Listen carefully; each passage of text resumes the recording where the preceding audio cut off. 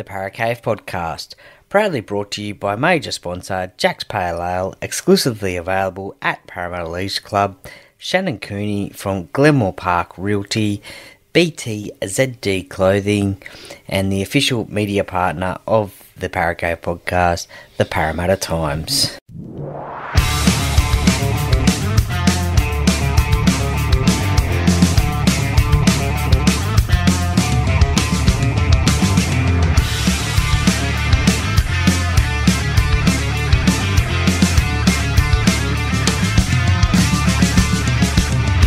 Welcome to another episode of the Parra Cave podcast. And now over to your host, Troy Warner, broadcasting live from the world-famous Parra Cave.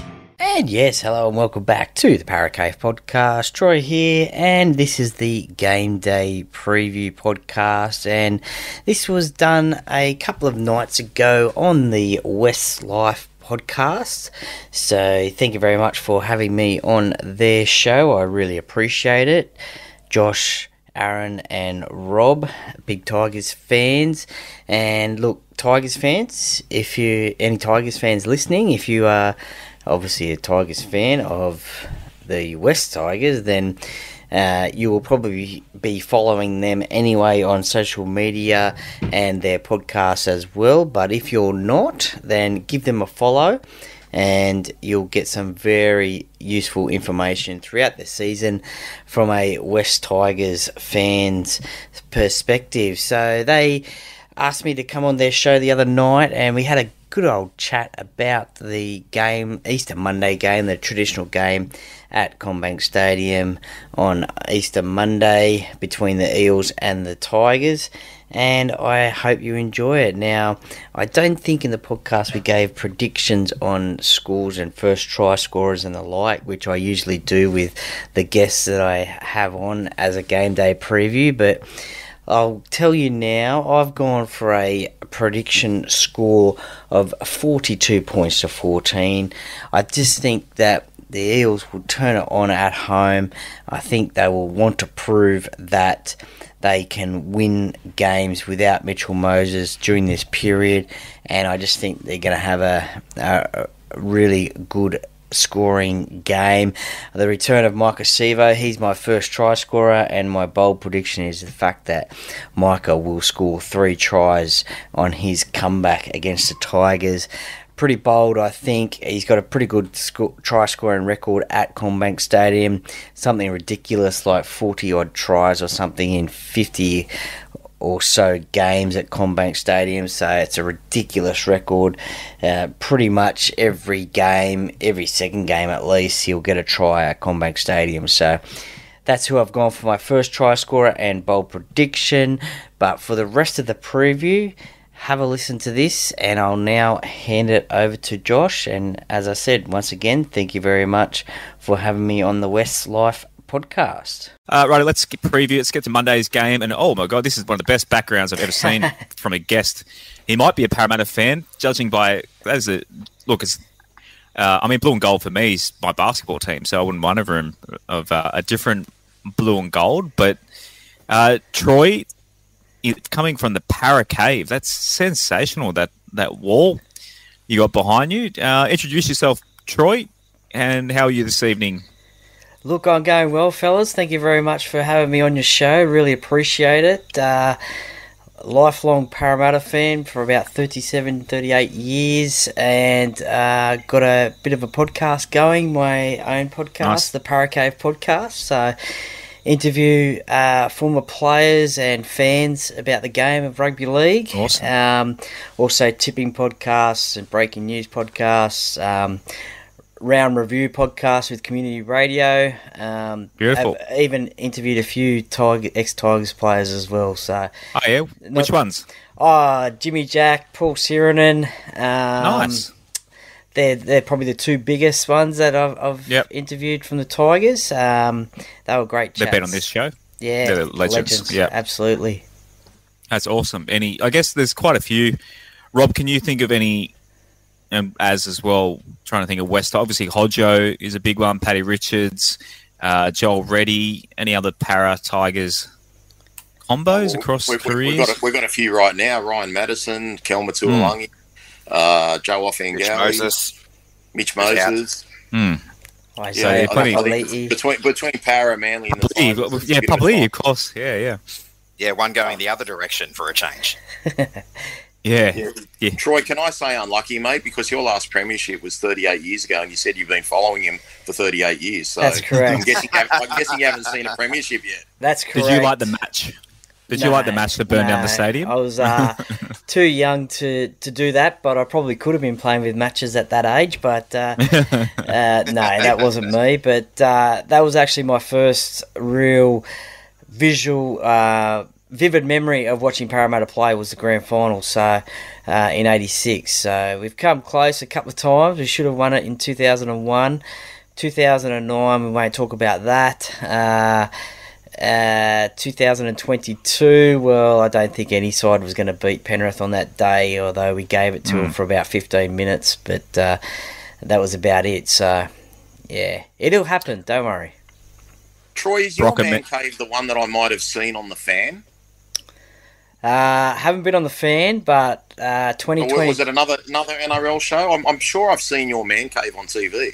Yeah, it has featured on Sterlo's show back on Fox back in the day. Okay. 2022 I got a bit of coverage as well with the grand final during that week as well. So it's been on a few shows, Channel 10 shows as well. Yeah, I knew I'd seen you before somewhere. I just wasn't sure where. Yeah. That's goals, right? Obviously in a different team, but goals right there. I need to make a Tigers cave one day. Right, if you're feeling up to it, are you able to run us through the West Tigers team list for Monday's game?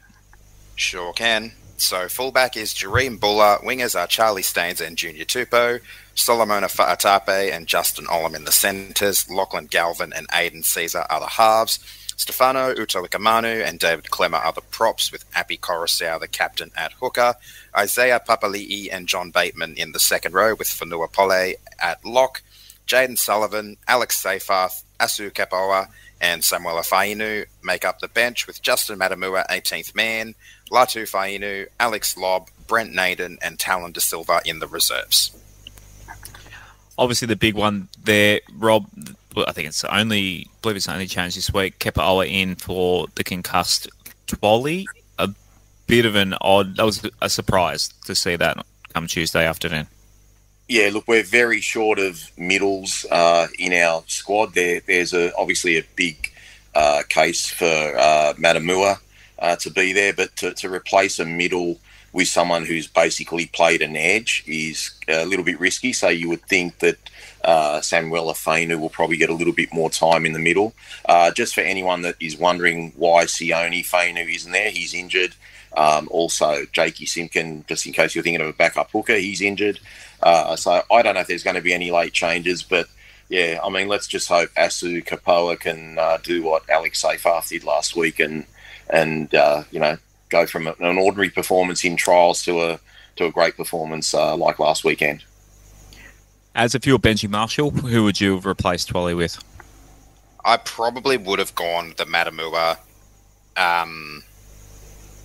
path there. I think that probably made the most sense.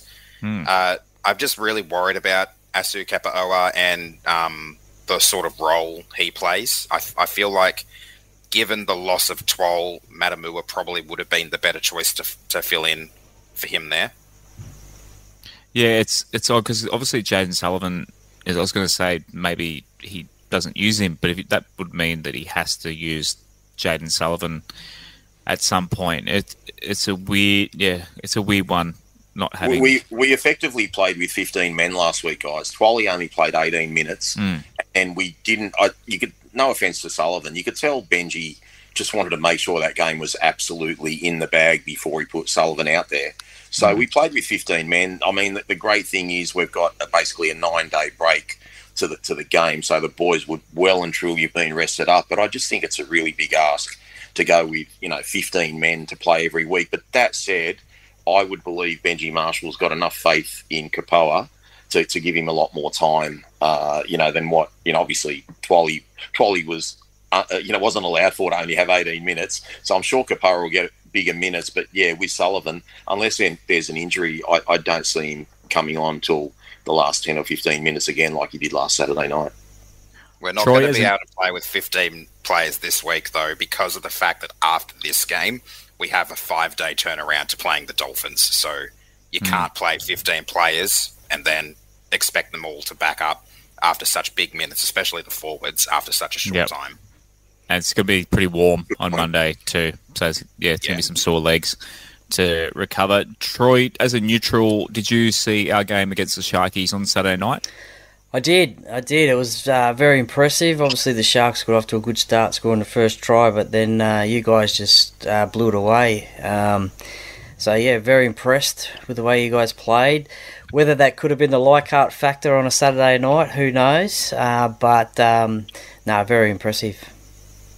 Yeah, definitely. I think it was... Yeah, look, the Leichhardt factor, I think, is worth maybe 5 to 10%. Maybe it's even less. But in the comp, like the NRL, 5 to 10% can be the difference between a big win and a loss. Especially, like that 5 to 10%, I feel like, is the West Tigers when they don't have anything to play for. Like, they turned up on Saturday night like they had something to play for, and they really lifted for the game. Whereas in years past, the last few rounds, they don't turn up to play. They're kind of out there playing, and if you're not up for it in the NRL, it's when the pendulum swings the other way. So the Leichhardt factor a little bit, but the boys just came out like they had a point to prove. So hopefully Monday, changes. A bit of an injury update. So Alex Twal should be back next week. Jackie Simpkin got concussed in Cup. He should be available next week as well. Sione Fainu is due to come back. They did name him. Last year Fainu was named. Yep. On the extended bench. Stafford Toa is still a few rounds away, although Fada Ape doing his best to secure that centre spot. He played pretty well Saturday night, and then Adam Dwyer, obviously, late June is when he is due to come back. Right, as run us through the Eels of Parramatta. Will do. Captain and fullback is Clint Gutherson, Mike Acevo and Sean Russell on the wings, with Will Penasini and Morgan Harper in the centres, Blaize Talagi and Dylan Brown in the halves, Regan Campbell-Gillard and Junior Paolo are the forwards, with Joey Lussick at hooker, Sean Lane and Bryce Cartwright in the second row, with Jermaine Hopgood at lock, Luca Moretti, Ryan Madison, Joe Offahengawe and Kelma Tuolangi are the bench. Offahiki Ogden is not I think is Bailey Simonson 19th, 18th man maybe. 22. 22. Okay, so Offahiki Ogden is 18th man, with Wiramu Greg, Brendan Hands, Makahesi Makatoa, and Bailey Simonson in the reserves. I think I said this last time we played against him, but any relation to Tony Gregg, Wiramu Greg? Same spelling. Has he got a silly hat? I think one's South African, one's Kiwi, so I don't think so, but good to see him South African that played for England. But Rob, who it's still a pretty good looking side, obviously no Mitchell Moses there. Is that the Mitchell Moses factor for you? Does that give you a little bit more confidence in our boys? You're on mute, Rob. It certainly makes it easier, for us. It's going to be a hard game, don't get me wrong, but I mean, you take a playmaker out of any team and they're definitely going to be weaker. And I think also the fact that it gives Dylan Brown more of an organisational role, because Dylan Brown is such a devastating runner of the ball. That said, Parramatta, like any Brad Arthur team, is just so tough. They are match hardened. They're tough. They don't beat themselves. They've got a really parochial crowd at Commbank there, and I just know in a lot of previous games, I'm not alluding to anything bad, but they just seem to get the rub of the early penalties, and they can really get a roll on. So we've really got to stay with them early. One thing I'd like to ask Troy, because I'm a bit confused about this Bryce Cartwright situation. Is he out for 6 weeks, or is he playing on Monday? Well, I guess we're not going to know until either game day or the day before, but it certainly is a bit of a mystery, isn't it? Because I've seen the same reports as what you have, Look, we saw last week Kelma Tuilagi was supposedly had a dislocated shoulder and wasn't going to play against Manly, but turned up and scored a try. So, look, I personally don't think Bryce will play. I mean, a rib injury can be pretty hurtful and painful, and especially playing first grade rugby league. So I don't think he'll play. I think potentially Kelma will go into the second row, and either maybe Brendan Hands will come on as that number 14 position, or they'll put Wiramu Greg onto the bench. Okay, so Matto's in that middle rotation, isn't he? Like, because Matto can play on an edge. Yeah, so I'd probably leave him on the bench as well. There has been talk that he may start as well, due to the fact that you got the young 5'8" there, Blaize, and Dylan as well. But as a bit of a bodyguard, so to speak. But I think I'd probably leave him on the bench as well. Does Ryan Madison demand overtime if he plays more minutes? Well, yeah, maybe. Yeah, I think he's got that out of his system now, but I think. Just a quick shout out to, I actually played basketball with Bryce's brother, Ben. I saw he actually got engaged today. So shouts to Benny Cartwright getting engaged today. He's a legend of a guy. And I believe their dad just got appointed president of St. Mary's Rugby League. So, yeah, big week for the Cardi family.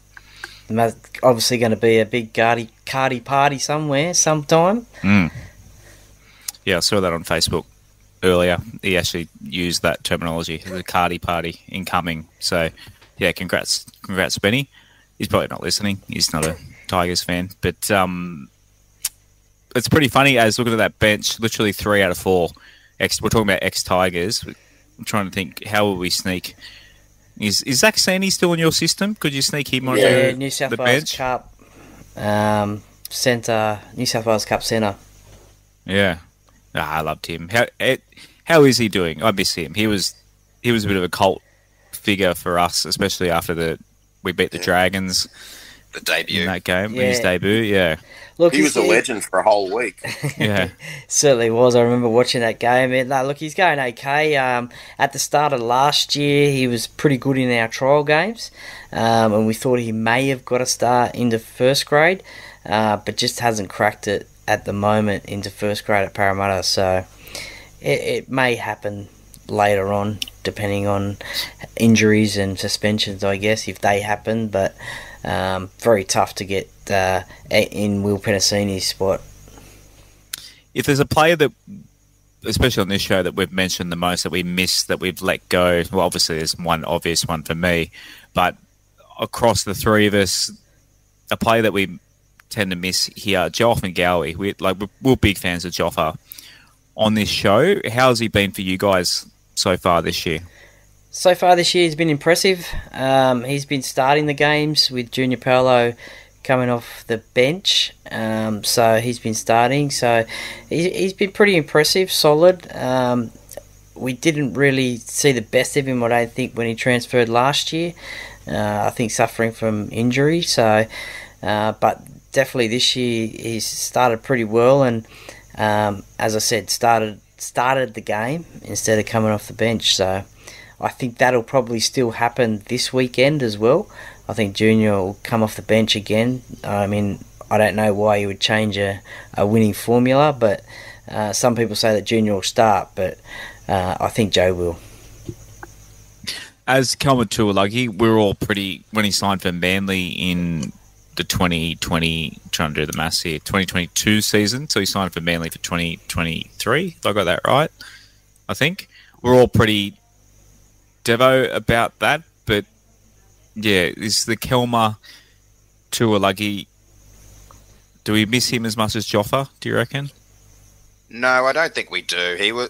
I think the thing with Kelma, and it's a similar situation to a couple of our ex-players that are over with Manly now, like Tommy Talau, where their defence was a massive liability.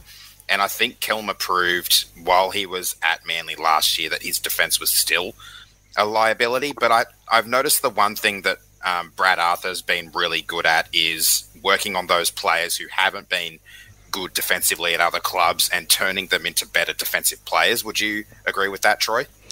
Yeah, for sure. I mean, we've seen that Brad is a pretty good development coach, and turning, I guess, fringe first graders into regular first graders and even representative players. So Kelmer has been he was one of the standouts, I thought, in the trial games, and he got rewarded by getting the start against Canterbury in round 1, and he's kept his spot for the other 2 games. So as I said before, I think we all thought he might have been gone for a few weeks with that shoulder, but he was back next week. So look, he's looking good, he's looking fit, he's big, pretty mobile, scored a good try on the weekend. So yeah, I'm pretty happy that Parramatta have picked him up.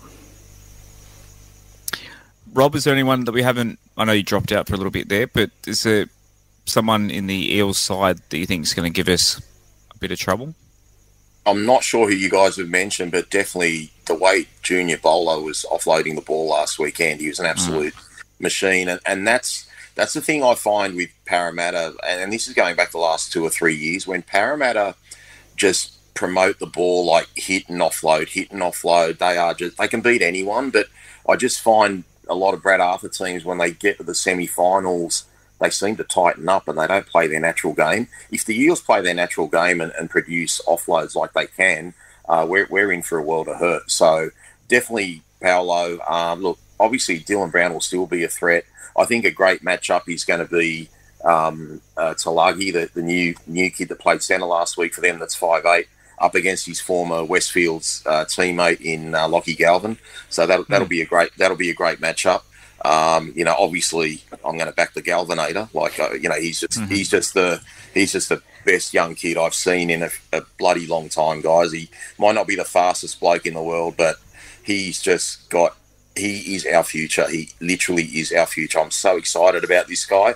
And I'm just expecting big things and that's going to be a tough matchup. But look, one matchup I'm not keen on is Sevo against Charlie Staines. I think that's a real size mismatch. Hopefully Sevo's been on the Big Macs and the beers the last few weeks while he's been on suspension and he needs a gallop. Yeah, Gutho's always good for a meat pie against us. Look, I don't think the fact that Moses is out means we're going to win at all, but I know if we play our best, we can win. Whether that happens on Monday, I don't care. I'm just happy that I've got a team that I believe can do well now, and I believe in Benji. And, the fact that Benji can shoot 4 over on Saturday morning at Concord Golf Club and win a game Saturday night gives me a lot of confidence as well. Well, that's an exclusive. I think we can put all that to bed now about being a part-time coach. So look, there was a lot to like about what we did last Saturday night, guys. It was only one game, but I just feel like there will be plenty of wins when we're on. But it's obvious that our depth is really tested now, having Kapoa come in. I really think he didn't have a choice unless he debuted someone, from position 21 to 30, and I don't think he wanted to do that. I don't know what the issue is with Matamua, why he didn't get a start. Perhaps there could be a late change come Sunday. We don't know, but in Benji we trust, guys. And Benji, like said at a press conference, we've got to back it up next week. That was the one thing he did say in that very short press conference, that we need to back it up. Yeah, I'm thinking maybe Could Fainu come in? Is he hiding a debutant outside the side? If Latu comes in, you can't have Latu and Sullivan on the bench. So yeah, he's a half, I guess. Yeah. One thing I would say with Sullivan, if Sullivan only gets another 10 or 15 minutes again, we need to put him back to cup to get his fitness up. He can't be playing 10 or 15 minutes every week and still be in peak fitness. He's going to need a full game with someone at some stage. So that's just something to worry about in a week or two from now. Righto, Statsman, what have you got for us this week? Well, this is the Easter, what's been a traditional fixture now for the last 9 years. This is the 10th year. The record as it stands, Parramatta have beaten us in 5 out of 9, and we've won the other 4. So this is the game where, after a decade of Easter Monday fixtures, we can even the ledger at 5 apiece, and I think that's what the goal is going to be, and looking forward to hopefully a really cracking game of footy. So I got the stats for previous matchups. So I should have made it a bit bigger. My old eyes. Someone called us old and middle-aged in the comments. I saw them. I am turning. It certainly applies to me. Yeah, 36. My eyes are starting to go. So just trying to work out the Easter. So last year we lost 28-22. We obviously went to that game, boys, and that was, I thought, of all the games, that was obviously the day that Adam Dwyer went down with the injury, and I thought before he went off we did all right. And of course the year before that was the field goal to Jackson. Was it Hastings or Brooks? Hastings. Yeah. Hastings. Yeah, Brooksy was The highlight of the year. The low light of mine. I did a lap around my backyard, Troy. I still remember seeing the video footage. At the security. Let's hope that happens again on Monday. In 2021, it was 36-22 in front of 29,000 people at Allianz. I can't really remember that one. I'm trying to think. Maybe I'll block that one out of my memory. So obviously in 2020 we didn't get our Easter clash. Unfortunately, we were in lockdown for Easter that year. 2019 we lost. I missed this one, 51-6. I was actually in Jamaica that morning. I was there. Hated it. Hated every moment of it. Yep. Turn my phone on and wanted to. It's a great day, that Caribbean Sea. Never saw it, never will. 2018 it didn't happen. 2018 we won 30-20 in front of 30,000 people at Stadium Australia, and then the year before that, 2017, Eels 26-22. On my birthday in 2016, I remember this one, we lost 8-0. Dog of a game, ruined my birthday. That one, 36,000 people at Stadium Australia. 6th of April in 2015, we won 22-6. So basically, in 2014 was the Brooksy. I remember that one well. Brooksy's intercept try, and we won that 21-18. So basically, it's bounced back and forth, Troy, this Easter matchup. Yeah, you get one, we get one sort of thing. The last couple of years. You got us last year, we got you the year before. So it's always a good, apart from 2019, it's always a pretty decent contest.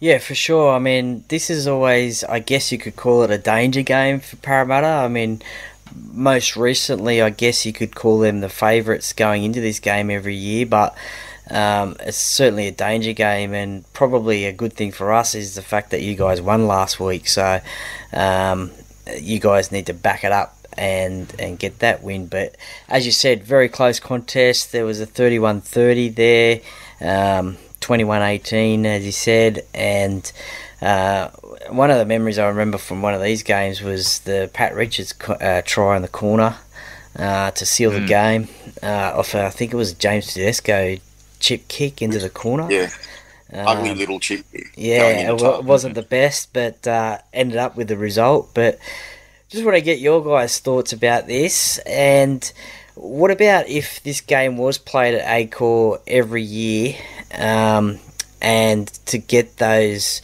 40,000, 50,000 people crowd, considering that the Easter show is next door, and I guess the fact that each club would probably have to, I guess, give up a home game each year, and then do the reciprocal membership rights, so each team's members get in with their memberships. Do you think that'll make it like a spectacle, an event, one of the games that obviously both our fans would circle on the calendar to get to? I think you missed the start of the show. I think you joined, hopped on just before we chatted, because obviously the whole Leichhardt talk, we talked a lot of stadiums, and Accor Rob is predicting that an Acor deal is probably already done for us to go back to playing games at Acor, and I said that I'm happy for us to bush out the Easter Monday if we have to. I'm happy for the West Tigers to host Easter Monday every year, and pack the place.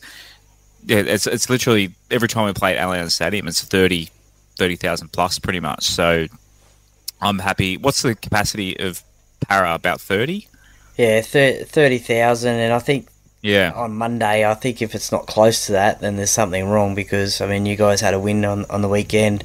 We had a win. It's Easter Monday, and I think it should be packed out. But, I mean, the Dragons and Roosters, I mean, they play Anzac Day, I think, every year at Allianz. I mean, only because that's in the city as well. So it's good for the Diggers to get to the game, but that game's there every year, so they know how to do that sort of thing. So there's no reason why Parramatta and Tigers can't do it. I like you said, Troy, because I think it's a very fair idea that you give up a home game every second year, and it's at the same venue. And I don't know if the crowds, you got the crowd totals up there, Josh, but that I do. That Brooksy intercept, wasn't it like a 40 to 50,000 crowd that day? 50,668. I was one of them. So I remember being there in the away section using my member ticket and sitting on the opposite side to where the cameras normally are, up high in the nosebleeds. But luckily I was with a whole group of Facebook Tiger friends that day. There was about 30 or 40 of us. It was packed. It was a great atmosphere, and both teams were going pretty crappily as well. So to get that sort of crowd was amazing. And as Troy said, the Easter show is a big factor as well next door. Like people make a day of it. The game day experience, if you can go in and out of the Easter show in between the game, which I have done before when we played these games at Monday. You go after the game finishes at 6 o'clock, and you go watch the entertainment and the fireworks. It's a great day out with the family. Like, why not? We've got to have these big events in the NRL. Like, we always have the AFL fans sticking it to us that we don't get big crowds. We need to have these things to showcase that rugby league fans do actually go and watch games. Well, don't get me wrong, if Leichhardt's not around in a couple of more years, I mean, I think every game will be played at Commbank Stadium anyway, so... Yeah, I hope not. As and I are sticking loyal to our boys. Rob, you didn't learn your lesson last week. I said tip the Tigers. I'm going the boys this week. I reckon they're going back to back. They got their tails up. It's going to be an ambush. Look, if Mitchell Moses was playing, I think I would have gone the other way. That's what's tipped the scale for me, is the Moses factor. Mate, we're back to back wooden spooners. The Eels are home. Like, I don't even know why they need to show up. Things. That's old news. They can just put 11 men on the field and they're going to win. We're just going to be worried about the Dolphins next Friday. We've got no chance of winning whatsoever, and I think Parramatta are home. And if that's not the kiss of death, I don't know what is. Troy, is that like reverse psychology there? It's trying to get into the minds. Roberto reverse psychology. Para, we can't win. It's all over. I don't know why even people are going on Monday. It's just Para specials. Para specials. Tip of the round. Troy, why are you boys going to win this? Look, I just think the way they showed last week that to come back from 14-0 down to get the win. And look, they're going to have to do it tough this week, obviously, with Mitchell Moses out, probably Cartwright out as well. Time for Dylan Brown to step it up and own this team at the moment whilst Mitchell's out. The unknown factor of Blaize as well at 5'8", he's probably his preferred position. And look, this is, as I said before, this is probably one of the games that both sides probably circling on the calendar. It's a pretty special game, and we'll just want to keep on that momentum that Parramatta have had in the first 3 rounds of this season. Troy, just on Blaize, what did you make of his debut game? For me personally, I liked what I saw, ball in hand, and I think he's got a lot to offer in the halves there. Obviously, I haven't seen him play in that position yet, but he does look like he could be a bit of a liability defensively, based on his performance in the centres. Although that could be a little bit more on Morgan Harper than on him. Yeah, a little bit of both. Could potentially be with Harper, but I think he did have a few deficiencies in defence early on in the game last week. But then I think he sort of, in the second half especially, sort of realised how to defend in a centre position.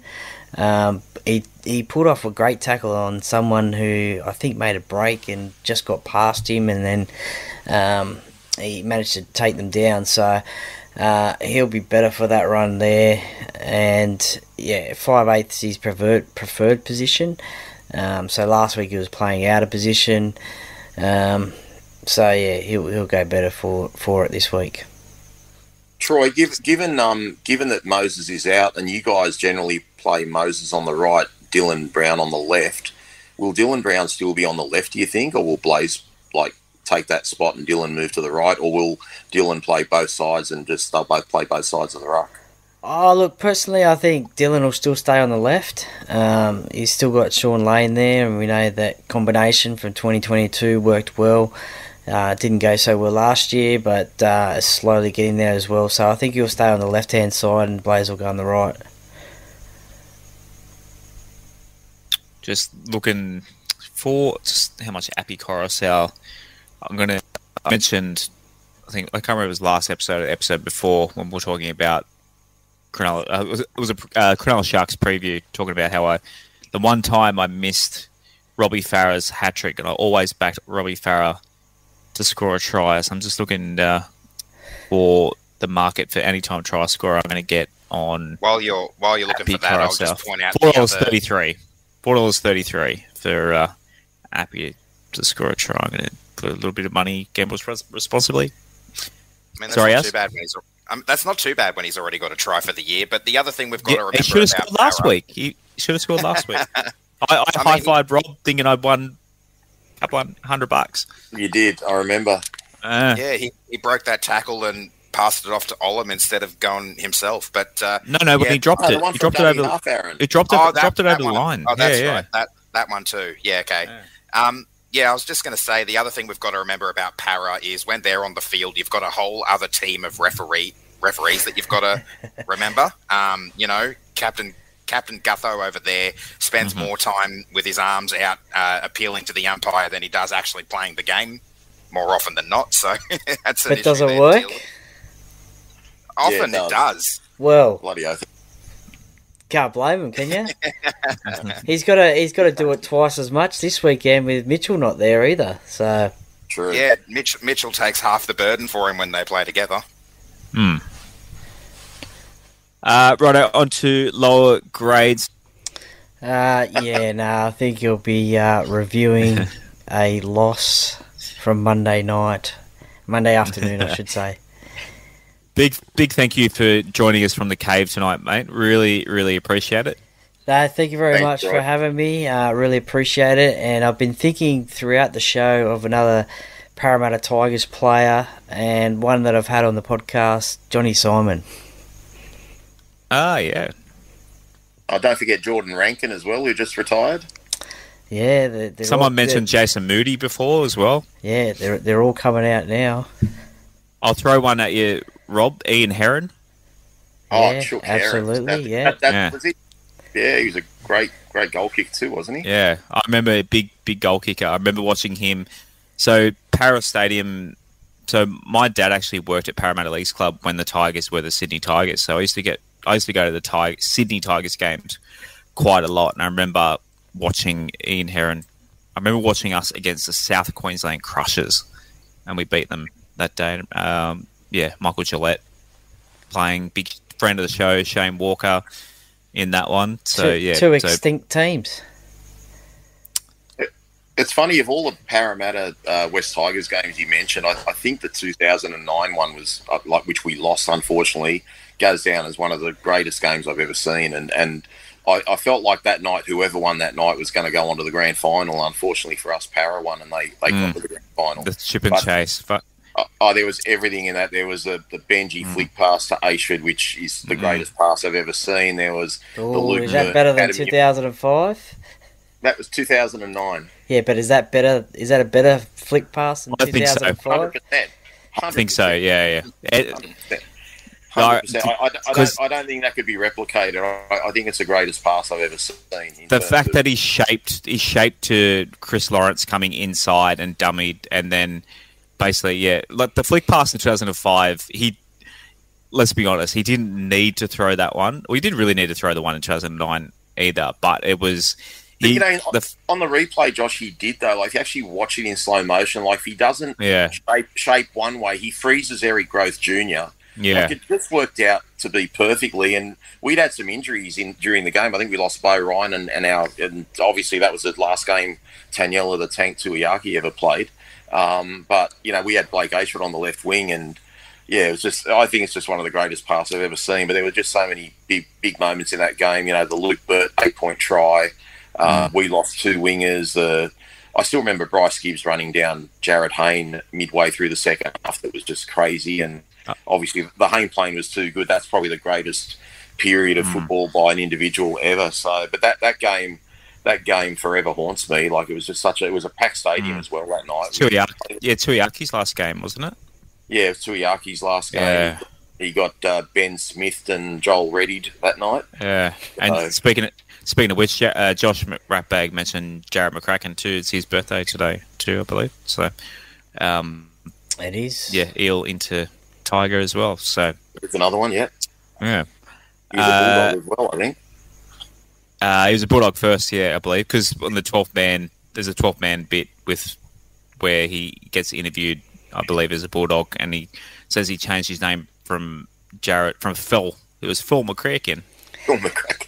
Of course, he's got the perfect 12th man name, doesn't he? Jeez. Yeah.